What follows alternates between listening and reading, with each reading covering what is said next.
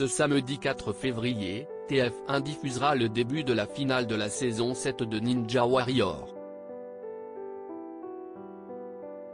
Le début car, cette année, l'épilogue du jeu de parcours d'obstacles sera découpé et diffusé sur 2 soirées. Après 4 épisodes de qualification, la finale de la saison 7 de Ninja Warrior se profile.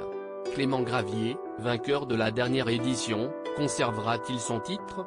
Si le jeune champion a survolé les premiers obstacles, la concurrence sera rude avec un candidat phénomène venu tout droit des États-Unis. Ils seront en tout 33 à espérer pouvoir s'essayer à la Tour des Héros et tenter de remporter 100 000 €. Mais avant cette ultime étape, de nouveaux parcours redoutables les attendent. Et pour corser le tout, TF1 va, pour la première fois de l'histoire de Ninja Warrior, découper la finale en 2 parties. La première sera diffusée ce samedi 4 et la seconde, celle de l'épilogue, la samedi 11 février. Ninja Warrior, la parcours du combattant des 33 finalistes. Dans cette première partie, les 33 finalistes vont devoir traverser un des 3 parcours montés par les équipes de Ninja Warrior. Mais pas seulement. Cette saison, la Tour d'Acier s'invite dans la phase finale de la compétition. Du haut de ses 12 mètres, elle imposera des battles à certains candidats. Prévient TF1.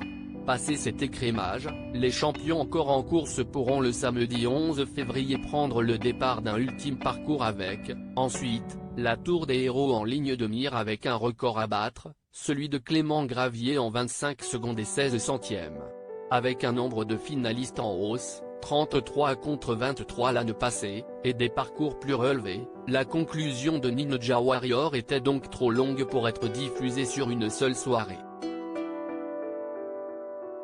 Ninja Warrior, des audiences en baisse sur TF1. Sauf sur La Ménagère. Si Ninja Warrior, qui a accueilli un ancien champion de Koh-Lanta il y a quelques semaines, affiche cette saison des audiences en baisse, avec moins de 5 millions de téléspectateurs de moyenne et 13% du public, tous les voyants sont en revanche au vert sur la fameuse cible commerciale, celle des ménagères de moins de 50 ans responsables des achats, avec 5% du public cible. De quoi pousser la production à ouvrir les castings d'une future saison 8. À lire aussi C'est la pire chose que je pouvais faire, Jean Tesna du Moncel, Ninja Warrior, évoque sa préparation au jeu de TF1.